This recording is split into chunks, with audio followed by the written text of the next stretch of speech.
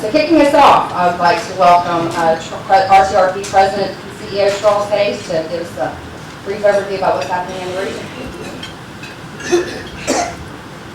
Thank you, Mandy, and again, welcome. A brief overview will be brief. I asked Debbie Taylor on my staff, I said, what did I say right now?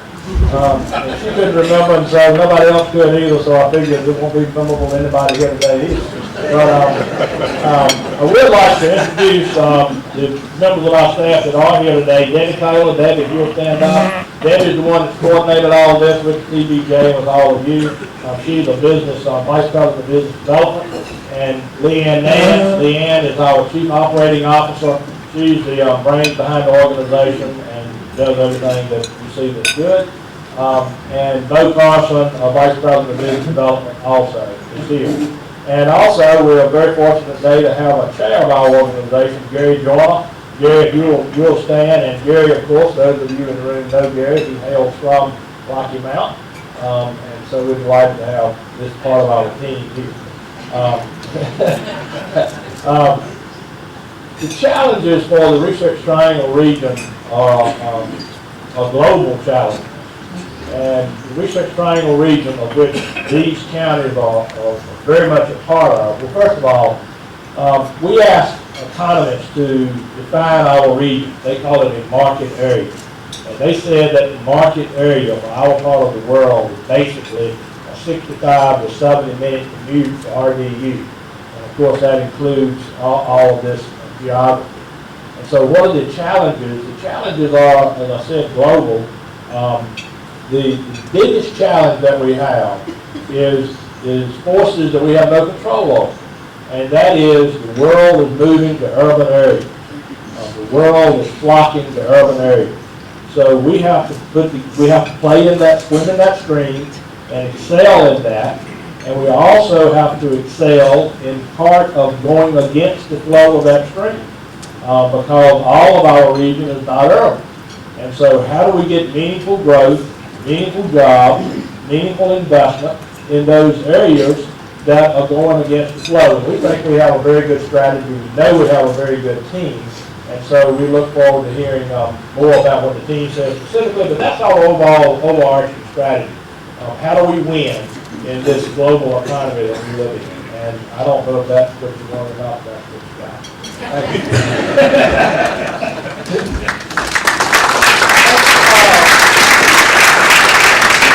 Next, if we could have Avi Jordan, Vice President of the Carolinas Gateway Partnership, representing Edgecombe County. Good morning. Thank you. It's so great to see so many people out and really interested in economic development.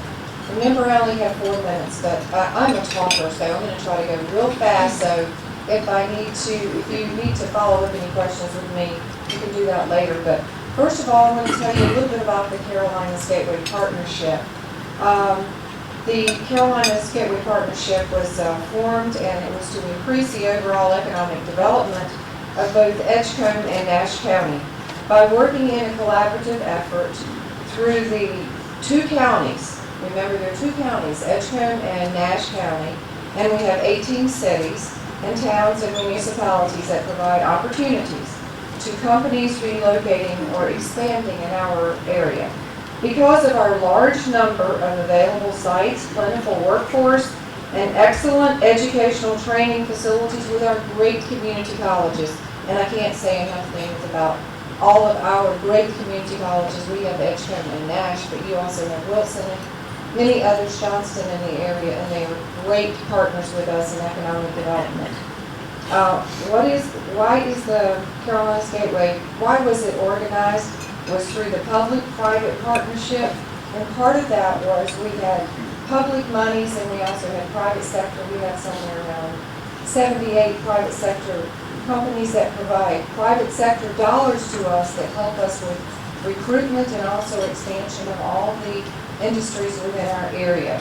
We also are very strategically located with I-95, US 64, and we also have I-495 in the mix, and we have a great deal of opportunities. Challenges are opportunities for us. And I would tell you we have some great activities on the horizon. Many of them, as I tell my commissioners, and I also tell our executive committee, I can't tell you about it, and if I tell you about it, I probably have to shoot you. But that is very true. But I would also tell you that in today's world, our economic development opportunities, and I'm going to emphasize to you opportunities, they are huge opportunities for us in this rural area because of the land that we have available and the available workforce and the training. So my name is Oppie, and that stands for opportunities.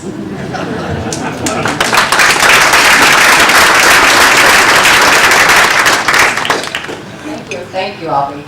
Next up, we have Krista Eicher, representing Nash County, also from the Carolina State Partnership.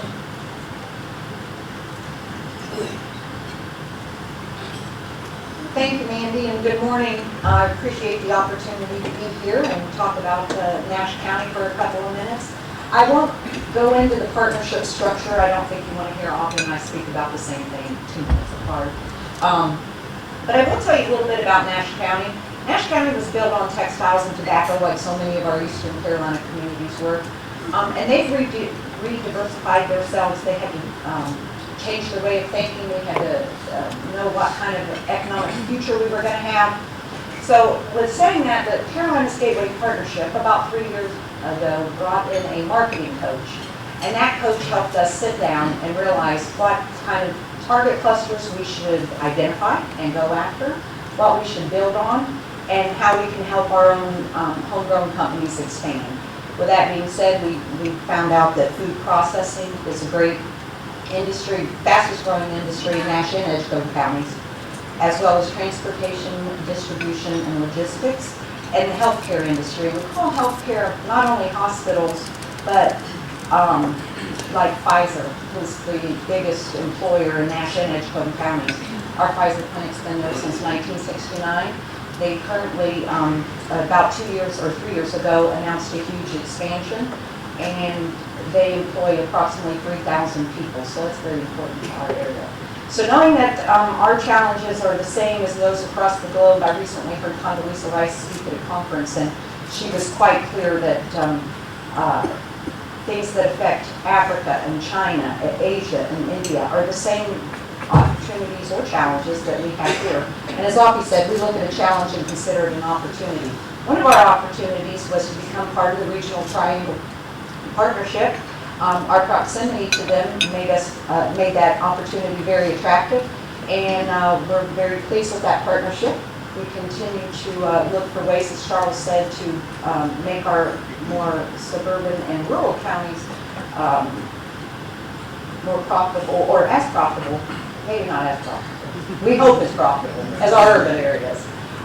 Some of the things that Rocky Mount and Nash County have going on, I think you may have heard about the Rocky Mount Brew Mill that's coming soon to our area, owned by Capital Broadcasting. It's an amazing thing because that is not only an opportunity for economic growth and the creation of jobs and new tax base, but that's a way to change our community. This is a residential as well as an industrial opportunity, and we're really looking forward to that. Nash County's had some great growth lately with some innovative businesses like Carolina Innovative Food Ingredients, who has a patent through NC State to do something very unique with sweet potatoes. And we're very proud that they call Nash County their first home.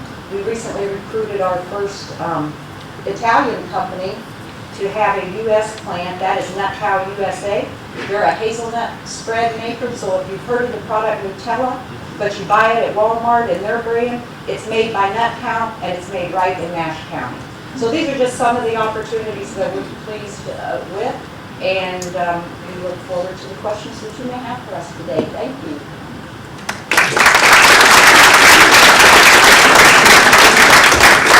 Thank you, Krista. Next, we have Jennifer Lance from the Wilson Economic Development Council. Good morning. Welcome to Wilson. We're so glad that you got up and early and came over and had breakfast with us. I'm going to talk about Wilson in a couple of ways. I'm going to talk about our organizations because we're a little unique from these other groups. We actually have 5 different organizations working on economic development, and it works really well for us. Because what we've done is we've gotten experts in these areas and put together boards that are geared to the areas. So for example, I do industrial, major warehouse distribution, major office projects. We have Kimberly Van Dyke, who does our downtown. Ryan Simons, who's the president of our chamber. Sandra Holmes, who is our tourism director, and Carol Bowen, who is in charge of Wilson on the Move, our private fundraising group. And each of these groups has a unique board that has expertise in the areas in which they're working, and the 5 of us collaborate all the time. So there's no duplication of the effort, but so we're working on all parts of the economy all the time. Wilson is kind of a study in contrast, and we have a lot of good things going on, but at the same time we have a lot of challenges. So you look at Wilson, it has one of the highest employments in manufacturing in the state. It has one of the highest average weekly wages in the state. But it also has one of the highest unemployments in the state. And poverty still here is very high. So when I look at Wilson and what we're trying to do, I think the biggest and most important aspect that this community has is patience. Instead of working on short-term goals, doing things to put a Band-Aid on something, this community works to a long-term goal to fix a problem.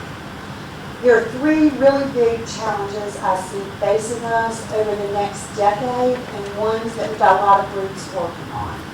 First and foremost, we've got to cement the industrial base that we have here today to Wilson, which may mean in the future something that is not politically popular at all, helping the industries as they're reducing the jobs, but automating so they'll be here for the long term. It's something no one ever wants to talk about, but the truth of the matter is that's where we are. If they aren't automating, they aren't going to be here. The second issue that I think is really critical for Wilson is educating our workforce, both the above 21 and the K through 12, for the jobs that are here and the jobs that are going to be here, 10, 20, 30 years down the road. And finally, I think it's all of the organizations that are involved in economic development, plus the city and the county, keeping a really focused eye on what's going to be coming, looking to the future, making good decisions, managing the cost of doing business in Wilson so that we're able to attract additional jobs. Thanks.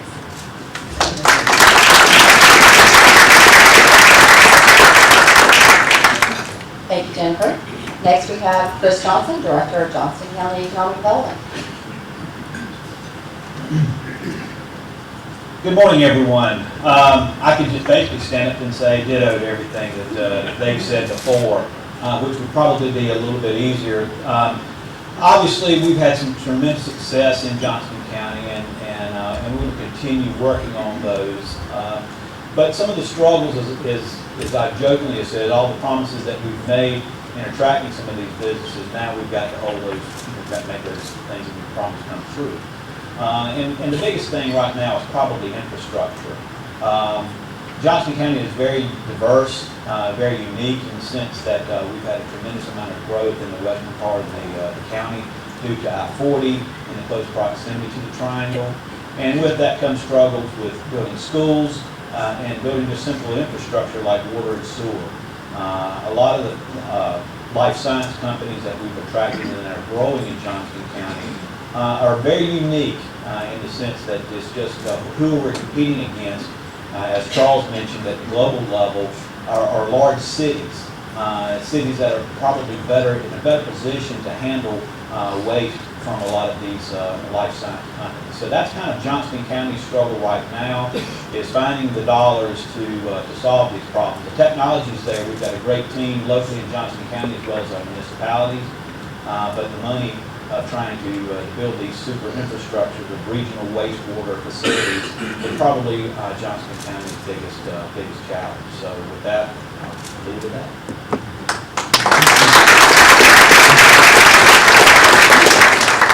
Thank you. session now. We can turn on the mics. You hear us? Okay, very good.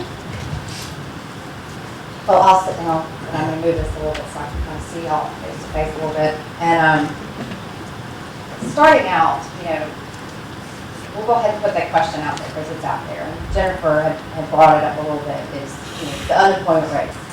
We do have 4 counties in North Carolina that have double-digit unemployment as a class office. 2 of them are represented in this room, Edgecombe County and Wilson County. I think in August, based on the data I'd seen, it was at 10.3%. We've talked about it in our internal meetings and such, and we've talked about it, some of our stories that'll be coming out in Friday's paper. But bring us up to speed on what those real challenges are, and what those numbers really mean. Because we've got around 5% unemployment in the Triangle region, and y'all are considered part of our Triangle region now. What do those numbers mean in Edgecombe and Wilson counties right now? At the 10.3%? You can go first. Okay. Okay, first of all, I need this questioning, it always comes up, when dealing with this question for about 18 years, but let me correct you, instead of double digit, we really are about 9.3, so that's a lot different than when I first came to Edgecombe County, and we reached as high as 13%. Once again, remember what I told you, challenges are opportunities. High unemployment presents an awesome opportunity for you when a company is looking for 1,000 employees, or they're looking for 300, or they're looking for 400. Where are we going to get those employees? We have them in Edgecombe, and we have them in Nash, and we also have them in Wilson.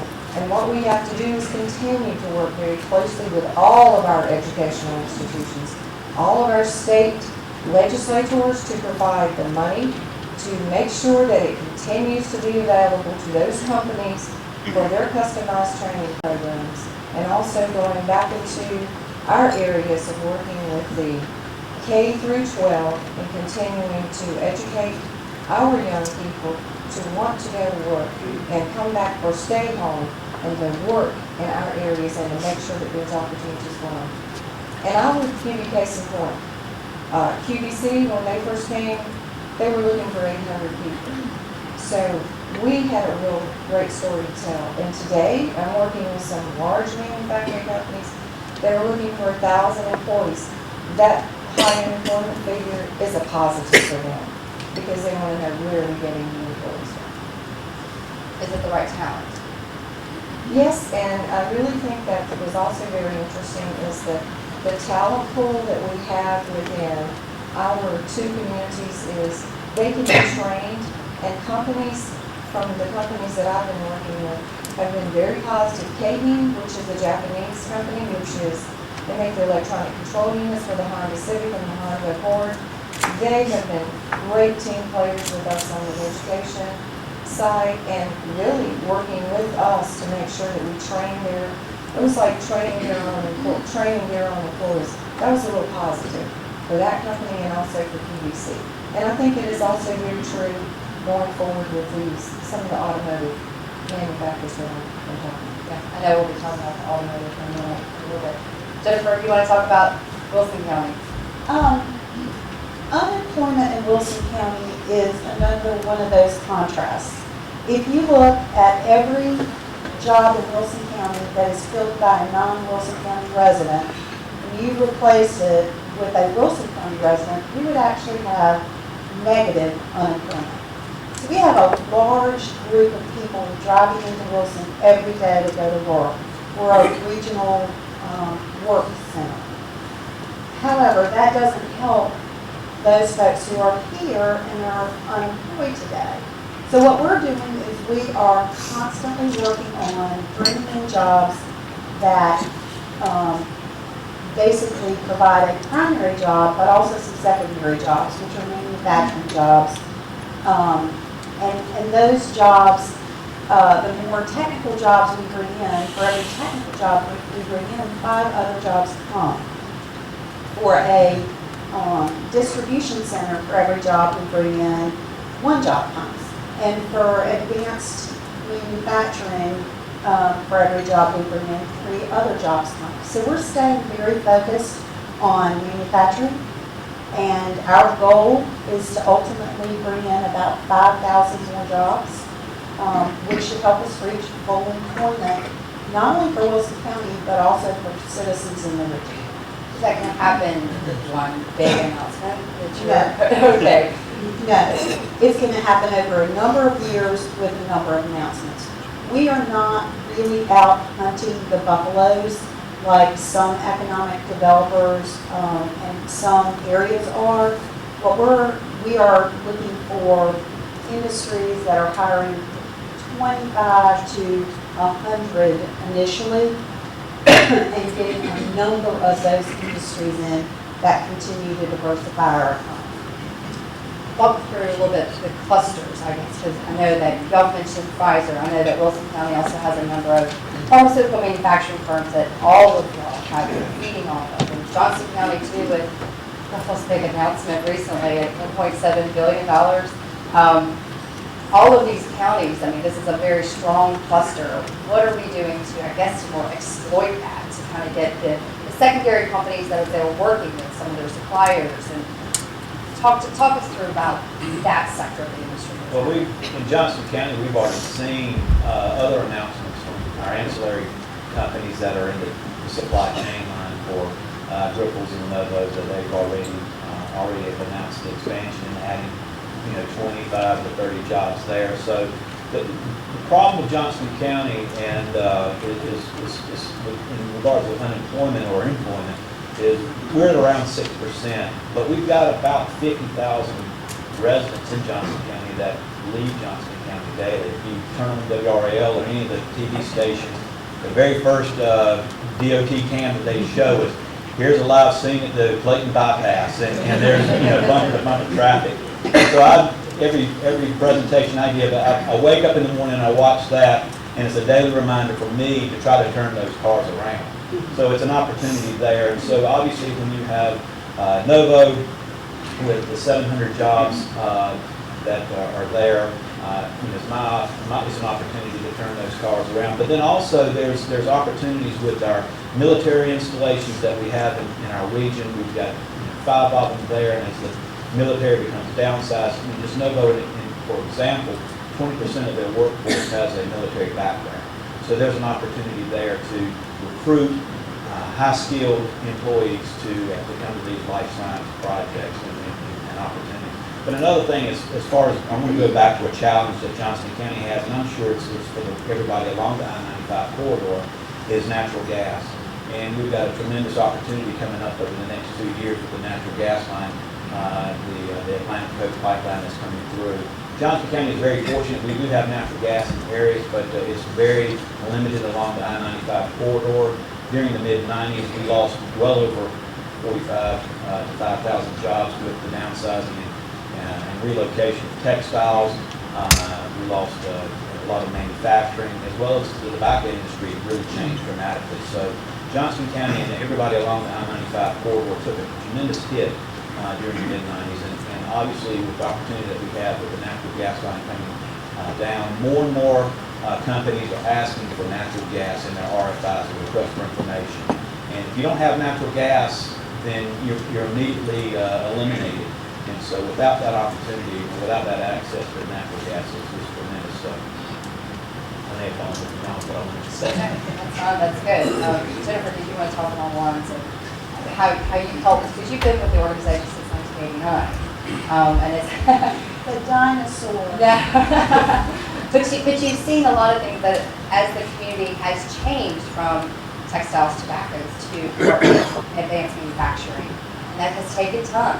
We've talked about the patience that's needed. But are you seeing anybody becoming impatient, or are you still getting the support that you need to? Are you still seeing the activity from the business community to help support that? I am very fortunate because this community has supported the Wilson Economic Development Council and my counterparts 100%. So we are very fortunate. We're also fortunate in that we have the most advanced infrastructure in this area by having a gigabyte of fiber that we've had since 2008. Talk a little bit more about that one, because not everybody in the room is as familiar with it. With Greenland. with Greenlight, we have a gigabyte of fiber, and it allows a lot of companies to do a lot of things here. Their jobs could have moved elsewhere, or jobs never could have come here. BB&T, who is one of our largest employers, uses it extensively. We have some small companies who use it in the movie industry. If you saw The Black Swan, the special effects were done in Wilson, which is something that most people don't know. So Greenlight has helped us tremendously. Having water has helped us with the life science industry. But this community is patient, and our organizations work together to talk to the public, to solicit public input on what we're doing in live, and then we do get support. It's helped us actually grow industrial jobs through the Great Recession. When everyone else was suffering, we were able to give a return on investment back to the city and the county every single year through the Great Recession. And our industrial employment today is larger than it was in 1989 when I came here. So it's that patience that has let everyone see the big picture and then support the big picture over the long term. Let's talk us a little bit about what's happening in Nash County. I know we mentioned Pfizer, and we talked about some of the clusters that are happening there. But I know also in economic development, we also have to have good relationships with the property owners. With industrial parks and stuff, you can't alone just attract these companies. They have to have a place to go. They have to have buildings to go into, land to build on. Tell me a little bit more about what's happening in Nash. Sure. Nash County's been extremely successful with industrial parks. We have a park called the Whitaker Business and Industry Center. It's located right off I-95 at the Gold Rock exit, and that park is home to the Cheesecake Factory Bakery, which we're very proud of, because if you eat in a Cheesecake Factory restaurant east of the Mississippi, your cheesecake was manufactured in Nash County, North Carolina. So just remember that the next time you're ordering food. It is also home to LS Tractor USA, which is a Korean tractor assembly and distribution plant. It is home to Draka Elevators distribution plant. Draka continues to grow. They have 2 locations in Nash County. It is also home to Poppy's International, which is a Belgian-owned company that makes frozen cream puffs and eclairs. So the next time you're in Walmart, you want a frozen eclair, look in the freezer container. If it's Poppy's, you know it was made right here in Nash County.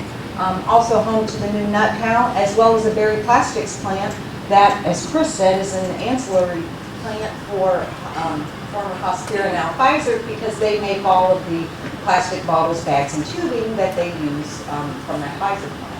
So we've been so successful that we have 1 tract of land left.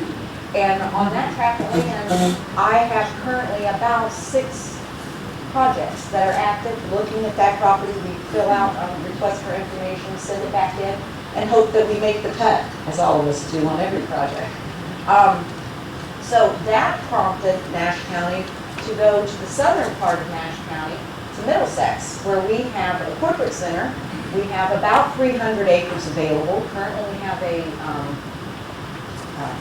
cow clinic, which is a clinic from Nash General Hospital. And it is located exactly 20 minutes from downtown Raleigh.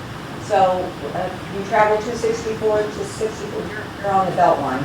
So we push that part a lot. It's exactly what Charles says. Charles keeps telling us what kind of opportunities we have at that park because of its close proximity to the triangle. So we do have product. Offie has lots of product in Edgecombe County. We have great sites, we have great buildings.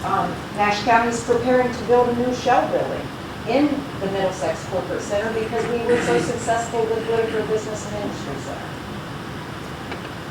And either one of you talk about the mega sites. We talked about a lot of different things, and it's almost been overshadowed though because there are some other mega sites that are happening around the state, targeting auto manufacturing, the big buffalo, so to speak. Whether or not it'll ever come, it's going to come to the right site with the right incentives and the right job base at the right time. But Edgecombe, you've got your own that they put together, in addition to what Adam County and some of the other ones. Tell us a little more about it for those of us who haven't heard much about it recently. I am so excited that you asked that question. I am looking for a buffalo. Unlike Jennifer, buffalo, antelope, whatever. But I just came from the SUS conference, of which Krista mentioned that Condoleezza Rice was our keynote. SUS is the Southeast U.S. Japan Conference, and it was in Birmingham, Alabama. And I am here to tell you that there's still automotive companies out there looking, and we have the right site in Edgecombe County. It's about a 1,500-acre mega site, and we have been putting that site together for about 10 years, maybe 10 plus years. All the infrastructure is in place. We have one of the best CSX rail-served sites. That is a must in an automotive. We also were the only site for Volvo in North Carolina, and also Range Rover. Both of those automotive projects, we were the #1 site in North Carolina. Our competition in the other states had great state incentives that they could put on the table, and it was a huge incentive-driven project. All of these automotive projects are.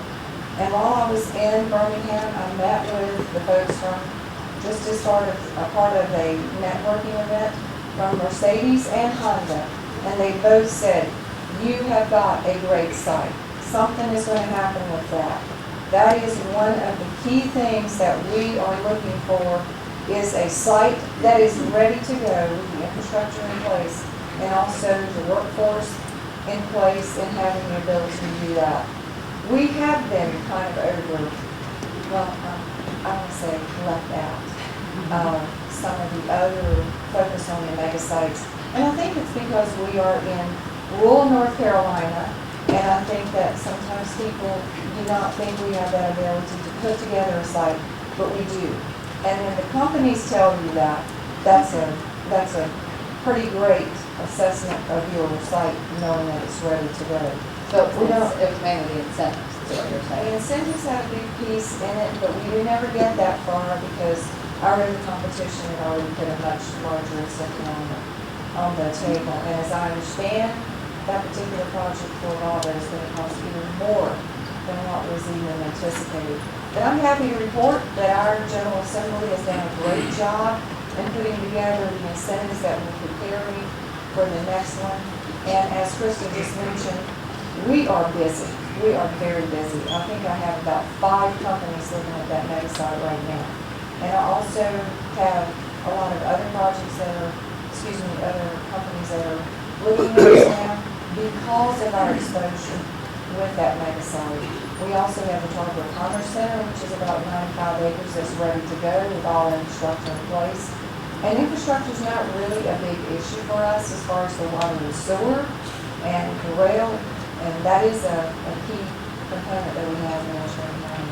And I hope I answered your question. Sure, you did. I've got a couple of questions from the audience already.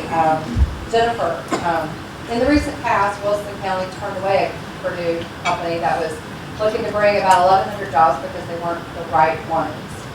With such high unemployment rate, how will Wilson County react if a similar opportunity comes up again?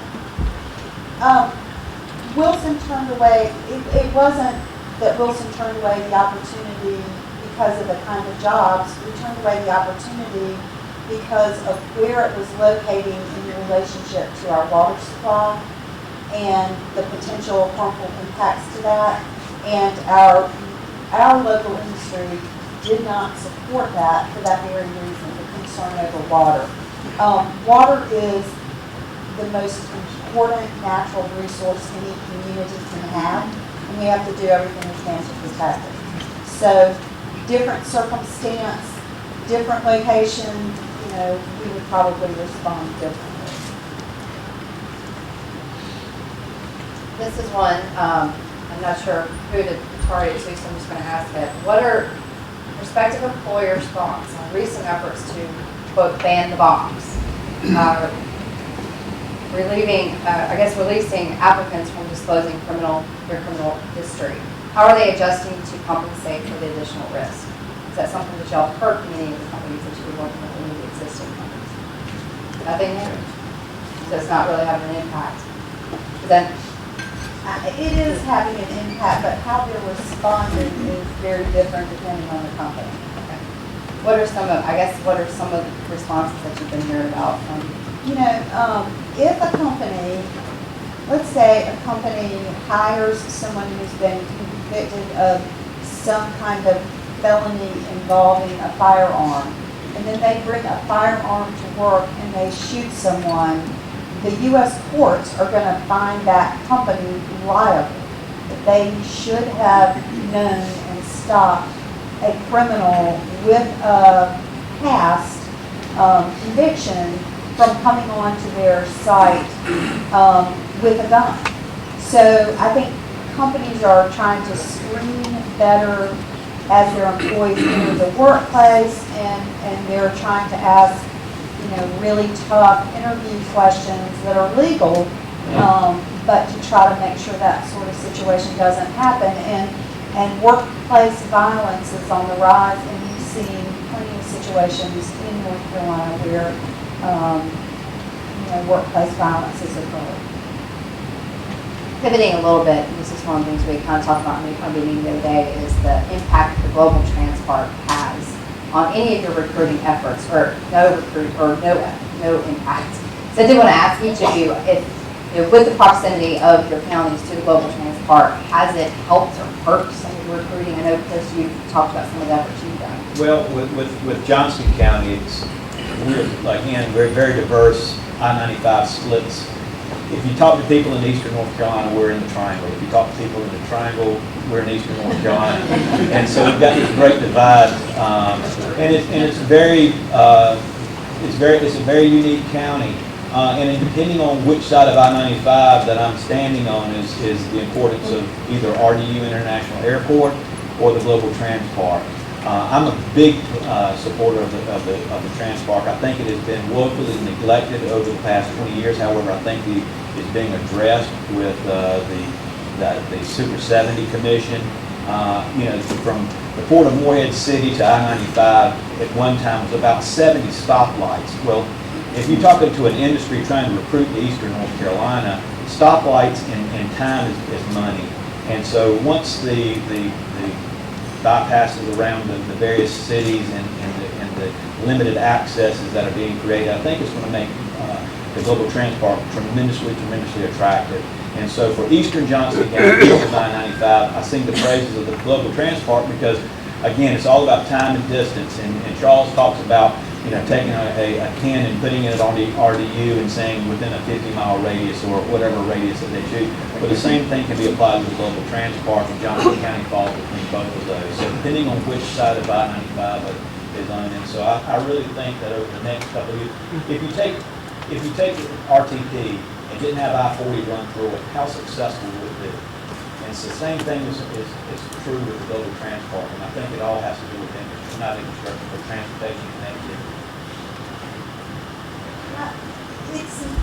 The Global Transpark is never going to develop the way that John Casarda thought it would, with the ring of factories and conveyor belts putting things directly on planes.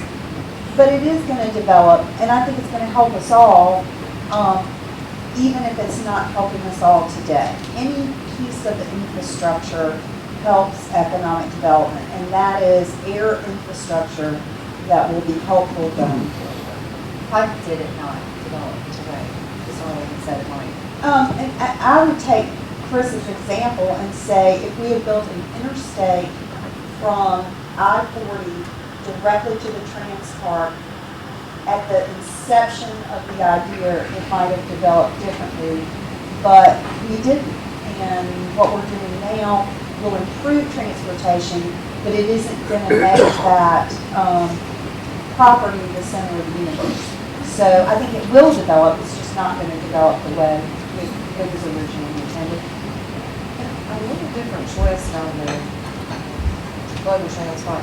It was my understanding, and I've been here about 18 years, and pretty much part of it when it was one of the regional, but it was my understanding that it was really to be developed as with a lot of the transportation side and also tying back into the port but the difficulty with the Global Transpark is you can't get there from here. So I think the The logistics is a key piece to it. And I would like to segue that, if you do not mind, is how important transportation and logistics is to any economic development project. If they cannot get the goods, the raw goods coming in, and we haven't even talked about the ports. The ports is a key issue, we may be getting there, is a key issue which also ties into the transportation. And on our mega site, for example, most of the companies are going to be using the Norfolk port because North Carolina does not truly have a deep water port. Now, I understand with the bond, hopefully some of that will change, but that is a key component for North Carolina, and it's a key component in eastern North Carolina for transportation and logistics for any company that's looking. I would add to that and say with the advent of the new interstate that's being proposed from the Port of Norfolk down through Rocky Mountain to the Triangle is extremely important to us because even in Nash County, I'm sure Wilson County, when companies are looking for exporting and importing, they're looking at the Port of Norfolk. That's one of the things that lured Howe USA to Nash County. It's one of the things that is always in our favor, is that we're only a short equidistance away. Answer county by county. How many net jobs have been created in your counties in the past 12 months? Well, I can begin for the partnership. That's one of our challenges we face. Since the partnership's inception in 1997, we have created over 8,500 jobs and over $1 billion of investment for our two communities. But our net jobs remains behind because for every announcement that we get, something has happened in the past to negate those numbers. You said the last 12 months. Last 12 months. The last 12 months, so I'll segue right into what Chris is saying, because we really tag team. First of all, we have two pending announcements. It will be somewhere around 200 jobs. So we're pretty excited about that. So, Can you give us any ideas on what sector, what kind of Yes. companies? food processing and plastics. Okay. So we're very excited about that. We also have a couple others that are in the process over in Nashville that Chris will speak to that. But in the last 12 months, I'd say we probably created somewhere around, in External County, about 100 jobs. So, and that, once again, is a challenge, but it's still an opportunity. Number of jobs? I think we've done about 300 direct jobs in the last 12 months. That'll also add about 1,200 indirect jobs based on the type of manufacturing jobs those are. And some of those jobs come immediately, but I mean, some of our projects take up to like 3 or 4 years. So we'll see those jobs come in over the next 3 or 4 years. Well, for example, like Linamar Forging is adding 125 jobs, and those 125 jobs will bring 3 additional jobs for each of those jobs, and those jobs will come over a 3-year period. Are most of those, the annual salaries and wages, are they, I didn't know what level we're talking about, if they're county average level, or if we're a little above, a little below, what kinds of jobs? These are, well, the Linamar jobs are very good jobs, and the average wage on that was, I don't know, somewhere in the $20 an hour range. So better than the average weekly wage, and, you know, we're fortunate in that our average weekly wage is one of the highest in the state, so. Well, announced jobs. That's a brag. Probably in the neighborhood of 1,200 to 1,300 over the past 12 months. But the key thing is about, especially with the Novo project, is when you talk about almost a $2 billion project, I mean, it's just hard to wrap your mind around that. It's an auto manufacturer. I think is in the neighborhood of $500 to $600 million. Well, the Novo project is 3 times that, and then the ancillary jobs that will be created. But it's going to take, from early indications, it's going to take about 2,500 employees to build the thing, and that's going to take over a 3 to 4 year to 5 year period. So just the economic impact of the employees coming in to build this thing is going to be you talk about short-term housing sales, retail sales, hotels, restaurants, you name it. I mean, there's a tidal wave coming, and it may be a little small right on the horizon, but we realize how big it is when it gets to shore.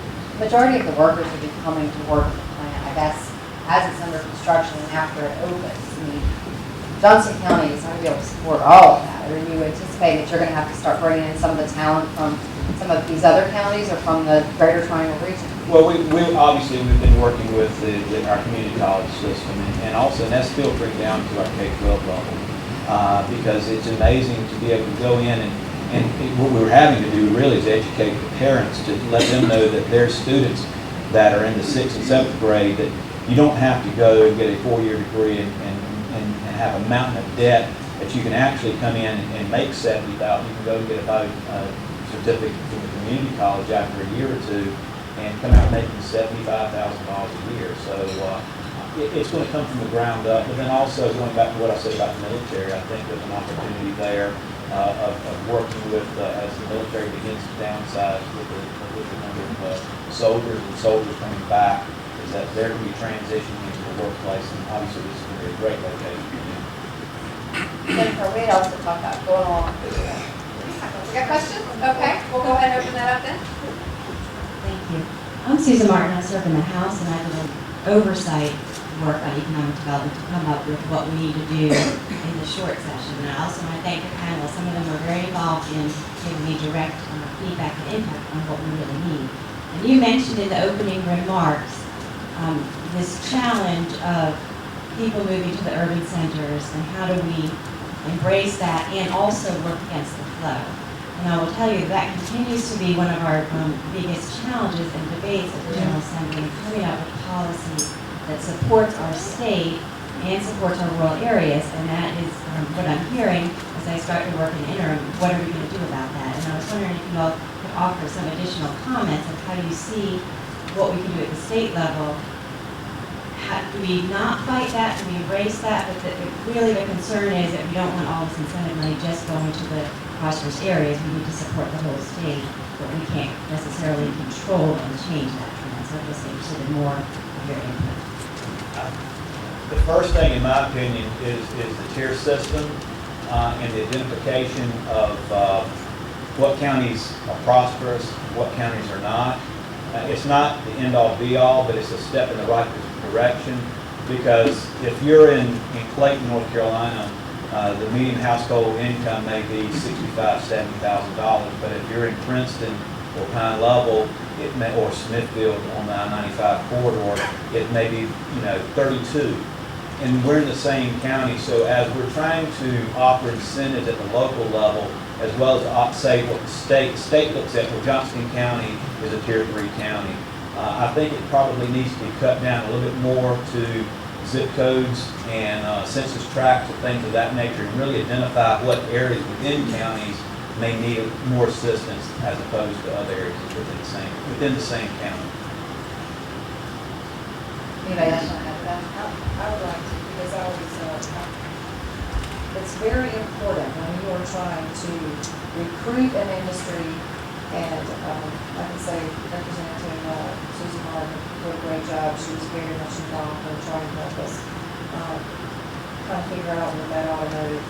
One of the things that the automotive companies, or a lot of major companies, need is that single sales factor. North Carolina did not have it until this past General Assembly. That is a big number, and that is a definite plus. The JDIG is a definite plus.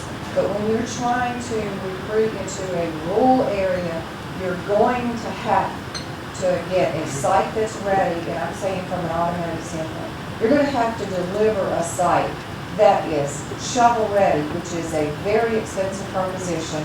When you, at the local community level, have already had to purchase the land, spend a lot of money on getting the infrastructure into that, but you cannot really go in and do all of the site prep because you don't know what the layout of the actual facility is going to be. That's a big number. It can be anywhere from the 20 million.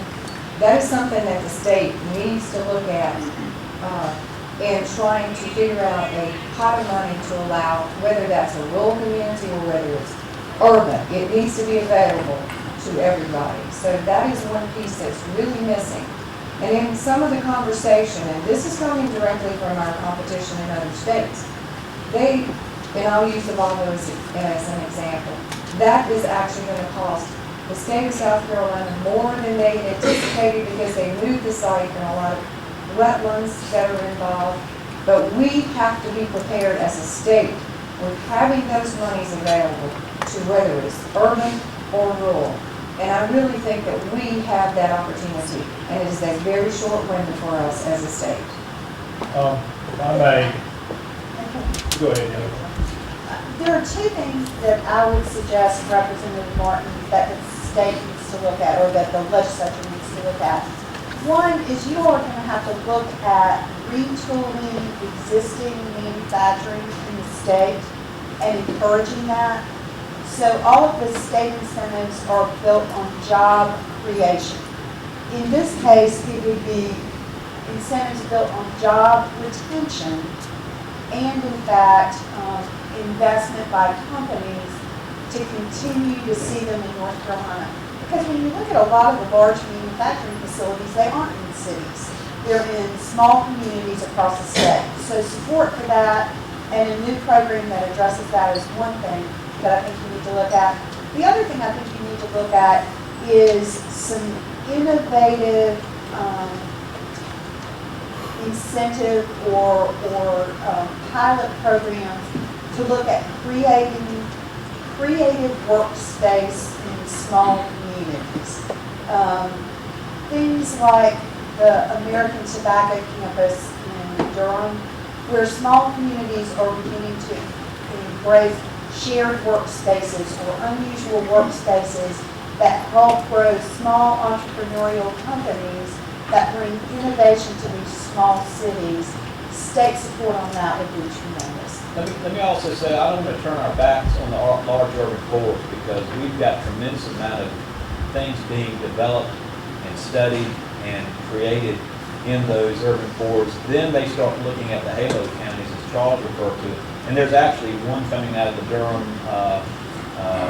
tobacco company that started out of Duke University that's looking to relocate into Johnson County and create a manufacturing. So you don't want to turn your back solely on the urban core and say it's us against them, because we realize that there's a lot of things that are rolling out of the urban cores into the rural counties. Let me say one thing on that also, if I may, Madam Representative. If we want to compete and win, we have to give our urban areas all of the tools they need. Local competition for these jobs, investments are going somewhere. When they look at our nation, MetLife, for example, just located in Cary, North Carolina, with hundreds of jobs, paying gazillions of dollars and all that sort of stuff. They were not going to locate in Edgecombe County. They just simply weren't. So do you want that investment or don't you want that investment? And I fall down the side, we definitely want that investment. So you have to do everything you can to make sure that the urban cores are competitive. And it's easy to look at North Carolina and say, well, the urban areas, they have all the benefits, and we in the rural areas have nothing. Well, the urban areas and the rural areas of North Carolina do not compete with each other. They help each other. So a strong urban core can do nothing but help a rural area, and a strong rural area can do nothing but help an urban area. But several of them said about manufacturing and spin-off jobs and all of that.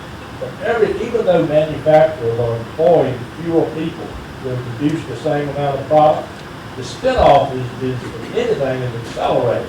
3 to 4 jobs of ancillary jobs for every job that's created in manufacturing. So all of a sudden, if you create 25 jobs in manufacturing, well, that's an additional 100 jobs. And so I think the state needs to continue to focus and even focus more on manufacturing. And because and also it can't just be a jobs incentive. You may not invest in any jobs. It's automation. I mean, it's, but think of the investment that comes in, how that helps the tax base. And specifically, I think it's House Bill 108 is the bill that passed the House, did not pass the Senate. We need to get that passed, and that provides money for sites and buildings, primarily in all non-urban areas. That's a specific thing.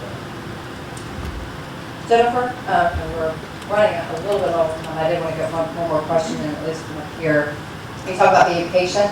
Counties around you, especially Johnson, Chatham, Wake, and Durham, are growing their business base in a dramatic fashion. And essentially, they're leaving a lot of the other counties behind. Well, what are we showing as patience right now, the aggressiveness? What can you promise today about being patient, that we can hold you accountable as a chief economic developer, say, 5 years from now? Just because we're patient doesn't mean we aren't out recruiting industry each and every day, and it doesn't mean we aren't out attracting investment and jobs every year. What we're not trying to do is turn our economy in a 5-year period. So the Wilson Economic Development Council Board holds me accountable for bringing in a return on investment each and every year. Bringing in new jobs, growing our economy in a positive way. So, that is what we do. We bring in around $100 million of new investment every year. So the city and the county receive about $1 million new tax dollars every year from the efforts of the Economic Development Council. Don't mistake the fact that we're not after a buffalo, or that we're a little quieter about what we do for not doing anything, because we are. That's all the questions I have, and I think we're about out of time, so I will turn the microphone back over to Jason. Thank you very much. Big hand for this panel.